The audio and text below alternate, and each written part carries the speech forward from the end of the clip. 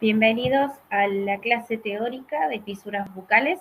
En esta oportunidad los acompaño para desarrollar los contenidos de esta unidad con respecto a las fisuras bucales.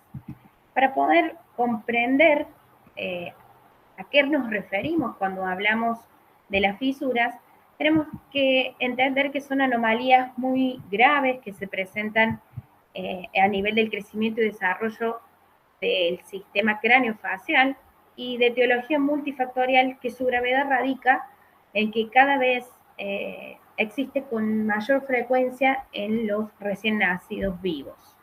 Además, esta anomalía aparece con diferentes entidades clínicas, diferentes expresiones, involucrando aspectos desde lo funcional como lo estético, alterando la masticación, la deglución, la respiración, todas funciones relacionadas con la alimentación, es decir, afecta a nivel de la calidad de vida, y en lo estético porque aparecen malformaciones faciales y también problemas en la fonación, en la audición, que nos trae problemas en la autopercepción y en la aceptación de estos pacientes.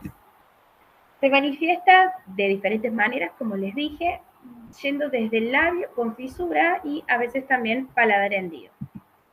La incidencia, como les dije, cada vez es más frecuente y bueno, es una secuela que genera en el ser humano y que es necesario un tratamiento integral de carácter interdisciplinario, en donde las diferentes especialidades irán interviniendo en diferentes etapas de la vida para resolver de manera precoz los eventuales estigmas que puede tener estas malformaciones. Si hablamos del diagnóstico, ocurre desde antes del nacimiento. Con el advenimiento de las primeras ecografías, se podía observar a nivel de las ecografías 2D estas fisuras, pero no se podía entender de cuánto era su extensión y de qué gravedad estábamos hablando, ya que solamente era el contraste de lo radiolúcido con lo radio-opaco. A medida que avanzaron la tecnología y mejoraron los ecógrafos, se incorporaron radiografías de 3D y de 4D, y además radiografías a nivel de la semana 12 del embarazo, en donde se pueden diagnosticar estas malformaciones de manera precoz. El objetivo es poder asesorar a los padres del camino que tiene que recorrer una vez que estos pacientes, nazcan, cuáles son las intervenciones y sobre todo contener a los padres de estos niños. Si hablamos del crecimiento y del desarrollo, tenemos que recordar cómo es la formación, que ya lo hemos estudiado, del macizo craneofacial. Bellini en su libro nos recuerda que comienza la formación de la cara con 4 procesos ubicados alrededor de la cavidad bucal primitiva, que también le llamábamos estomodeo. Y los nombra como proceso nasal medio, proceso nasal lateral, proceso maxilar y proceso mandibular. Del proceso nasal medio se unía con el proceso frontal para formar lo que llamábamos el proceso frontonasal, que dará origen a las estructuras ubicadas sobre la línea media de la parte superior. A lo que respecta a puente de la nariz, el filtrum y la punta también, y no solo en superficie, sino que también en profundidad, originando un segmento embrionario que lo llamamos premaxila. El proceso nasal lateral dará origen a la parte lateral desde la línea media, formando mejilla, área de la nariz y el conducto lacrimonasal. El proceso maxilar formará al maxilar superior y a los tejidos blandos, parte del labio y parte de la mejilla, y el proceso mandibular finalmente dará origen al maxilar inferior, al labio inferior y a los laterales de la cara. Si bien este proceso es un proceso que justamente inicia y se va realizando de manera progresiva. A nivel de la quinta semana de vida intrauterina, se forman primero los procesos el paladar primario o la premaxila a partir del proceso nasal medio que se unirá con el proceso frontal y lo hará para originar esta estructura embrionaria que se le llama premaxila. La premaxila estará constituida por un componente labial originando estructuras, principalmente la que conocemos como filtrum, un componente maxilar que origina todo lo que es el proceso alveolar de los 4 incisivos superiores y un componente palatino que tiene forma de triángulo con vértices mirando hacia atrás. Este segmento intermaxilar a su vez se continúa en dirección craneal para unirse con el tabique que proviene de la eminencia frontal. Por su parte, el paladar secundario se formará en las semanas siguientes y será a expensas de los procesos maxilares, de los cuales se desprenderá de la parte interna 2 prolongaciones que las llamaremos procesos palatinos laterales, o también llamadas crestas, que primero lo que hacen es, en su crecimiento, ubicarse hacia los laterales del órgano lingual. En la 8ª semana de desarrollo de la vida intrauterina, el embrión tiene un plegamiento cefalocaudal en el cual adquiere una posición un poco más erguida y en ese despegue de la mandíbula de la eminencia cardíaca permite el avance mandibular y en ese avance arrastra, por estar adherida al piso de boca, a la lengua hacia adelante y la desciende también. Al permitir quitar este obstáculo de entre los procesos palatinos laterales, estos lo que hacen es adoptar de esta posición más oblicua una posición horizontal para poder encontrarse en la línea media y fusionarse con el opuesto, quedando así delimitada al final de la 8ª semana lo que corresponde a cavidad bucal y lo que corresponde a fosas nasales. Una vez que están formadas estas 2 estructuras, tanto paladar primario como paladar secundario, ocurre la palatogénesis o la formación completa del paladar. A modo de repaso, recordamos que el paladar primario se desarrolla entre la 5ª y 6ª semana, el paladar secundario se formará entre la 7ª y la 8ª semana, y la fusión de ambos tiene lugar en la 10ª o 11ª semana de desarrollo. Esto lo traemos a modo de repaso principalmente para poder comprender que si la anoxa actúa de manera más temprana, involucrará algunas estructuras y mientras más tardíamente actúe, involucrará otras estructuras. ¿Sí? Vamos a entonces conocer y se darán las diferentes formas clínicas de acuerdo a el momento de la vida intrauterina que actúa esta anoxa. Tendremos así el labio hendido, mientras más temprano actúa, afecta el proceso frontonasal o los procesos nasales medios, causando una falta de unión, apareciendo como entidad clínica el labio hendido o lo que coloquialmente conocemos como labio leporino. A medida que transcurran las semanas, actuará la anoxa a nivel de la fusión del paladar secundario o a nivel de la fusión del paladar secundario con la premaxila, originando las diferentes fisuras labio-alveolo-palatinas. Será así una falta de unión entre los procesos nasales laterales y los procesos maxilares. Si vamos a indagar de los factores etiológicos que originan las fisuras labio-alveolo-palatinas, tendremos en consideración de que todavía no se encuentran totalmente dilucidados, considerando una interacción entre factores epigenéticos y factores ambientales. Los factores epigenéticos resultan de que nosotros, los seres humanos, tenemos un código genético que tiene cierta información. Esta información es capaz de ir variando por diferentes causas y en algunas ocasiones se pueden heredar lecturas inadecuadas del código genético y en otros casos puede deberse a que químicos actúen adhiriéndose a los cromosomas y a los genes y se expresan de manera diferente. Los factores ambientales siempre serán necesarios, dijimos que es una combinación de ambos, serán necesarios para que estos factores epigenéticos puedan desarrollarse.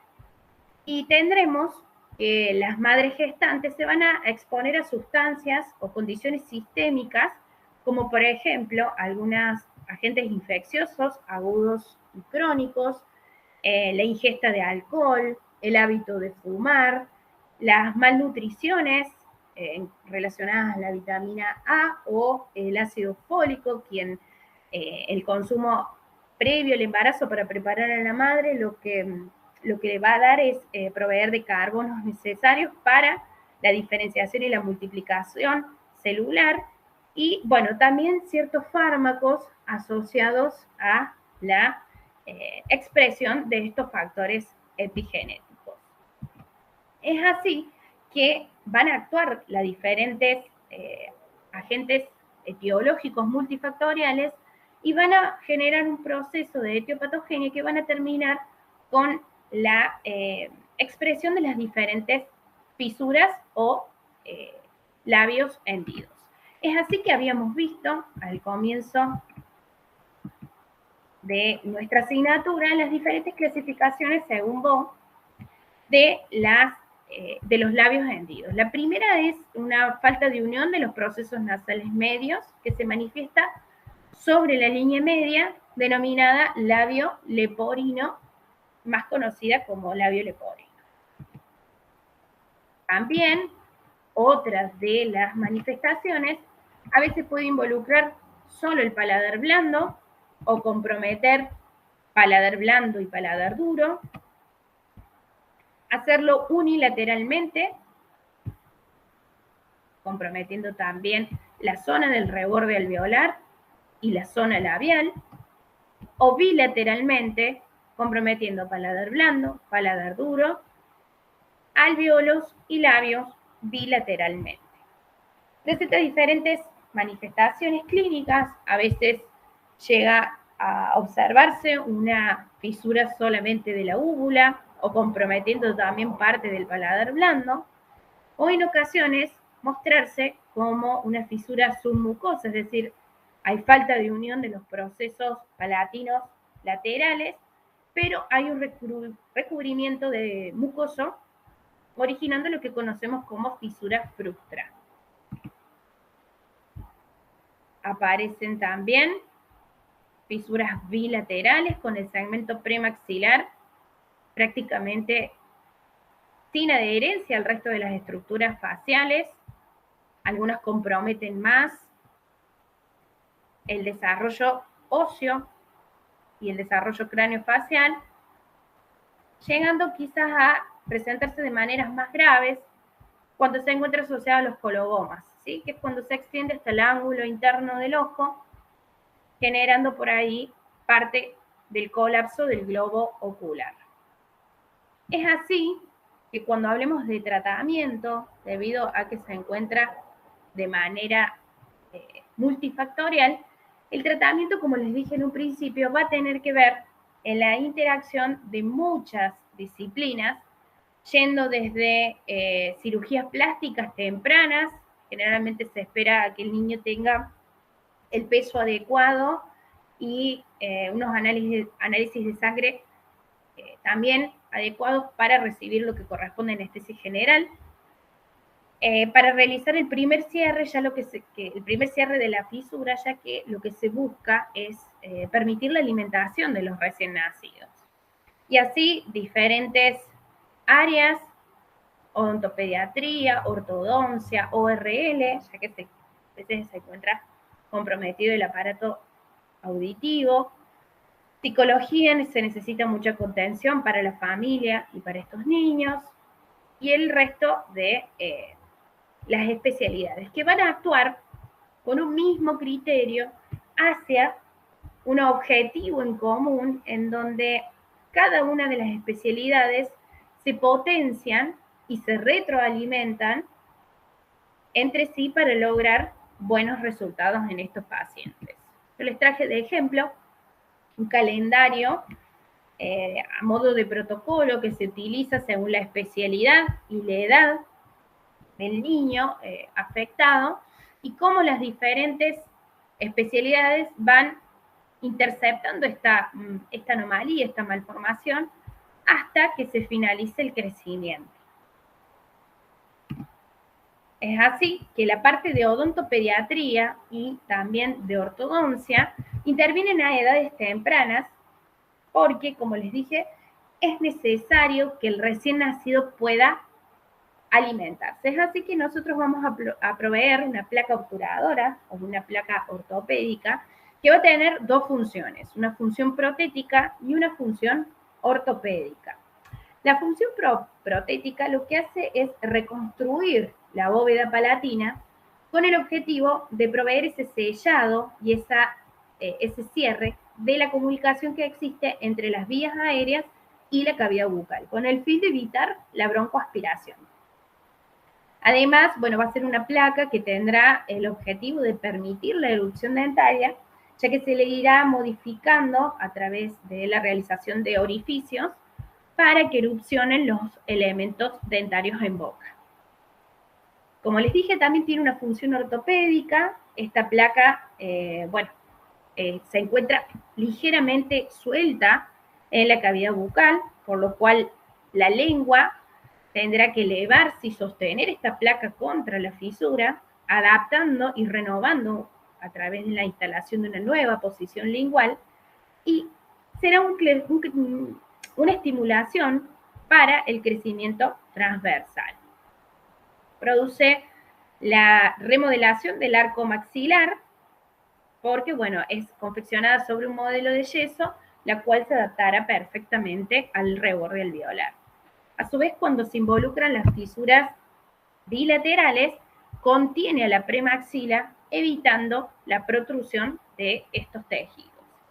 Acá les presento, esta es una placa obturadora protética y ortopédica que tiene la función de cerrar la comunicación que existe entre cavidad bucal y fosas nasales. Obtura esta comunicación y permite todo lo que anteriormente dijimos, desde una posición lingual nueva, ya que se encuentra ligeramente suelta, ligeramente hay un espacio, entonces la lengua tiene que ayudar a sostener esta placa y posicionarla favoreciendo un nuevo hábito lingual. Esta placa obturadora, acá hay un caso clínico de las doctoras Sorokin y Bolesina, en donde ellas, en este recién nacido con fisura labio alveolo palatina bilateral, confeccionaron esta placa que le permite cerrar esta comunicación y poder realizar sus funciones adecuadamente. Y nada más y nada menos que funciones relacionadas con la alimentación. ¿Cómo actúa la odontopediatría desde esta área? Bueno, lo primero que puede hacer esta disciplina y también la ortodoncia es tomar la impresión de estos niños con cubetas preformadas o cubetas individualizadas con el objetivo de reproducir el terreno lo más fiel posible. Con el paciente lo más sentado posible para evitar lo que corresponde a la aspiración de este material. Se coloca, por ejemplo, silicona, la cual va a reproducir el terreno y a su vez va a extenderse un poco dentro de la fisura y posterior vaciado yo obtendré el modelo de trabajo. También puede tomarse esta impresión a través de una cubeta preformada con un alginato de fraguado rápido, al cual se le coloca una gasita por encima de este material para evitar la migración de material en exceso por la fisura, y muchas veces se puede colocar una cánula que frene en esta fisura, que frene y sea un impedimento para que atraviese a través de ella. Obtendremos así una impresión que reproduce todo el terreno y parte de la fisura también. Esta cánula es de utilidad ya que nos puede ayudar a evitar el fluido del material en exceso. Una vez que tenemos el modelo de trabajo obtenido, y muchas veces no es suficiente porque no reproduce de manera fiel el terreno, lo que hacemos o lo que podemos hacer es la confección de una cubeta individual para adaptar todavía más el material de impresión al terreno de la cavidad bucal. La placa obturadora se puede realizar con acrílico de autocurado, como reproduciendo todo lo que corresponde a procesos alveolares y bóveda palatina, y requiere ser pulida y con buenas terminaciones post elaboración. Esta placa es colocada, como les dije, durante los primeros meses de vida. El objetivo va a ser permitir la alimentación y muchas veces puede estar asociada a tutones nasales que se encuentran formados por alambres de acero y botones también de acrílico, que lo que permite es levantar el ala de la nariz y la punta de la nariz para permitir el desarrollo, un buen desarrollo de los tejidos blandos e ir aproximando también los tejidos cercanos a la fisura. Muchas veces puede ir acompañados de estas cintas que se utilizan desde la fisioterapia, desde la kinesiología, para aproximar el tejido blando y permitir que estos crezcan lo más cercanos a la normalidad posible y que después el trabajo de reconstrucción quirúrgica sea lo más leve y aceptado por el paciente. Acá vemos la placa que obtura al maxilar superior con este tutor nasal que sirve para moldear los tejidos blandos. Esta porción de acrílico se inserta dentro de fosos nasales y eleva la punta de la nariz y le da la remodelación también al ala de la nariz.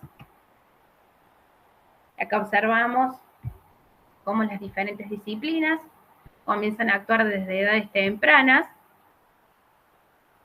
para mejorar la calidad de vida, desde cirugías, ORL, odontopediatría, para ir mejorando y resolviendo a temprana edad estas afecciones. Saber que el niño portador de una fisura labio-alveolo-palatina es un todo único, indivisible, en el que no pueden dejarse de lado los aspectos del desarrollo emocional, afectivo y de integración social. Bueno, espero que les haya servido. Es importante conocer las disciplinas, las diferentes disciplinas y cómo actúan estos factores etiológicos, ya que lo encontramos en una gran cantidad de pacientes en nuestra población. Muchas gracias.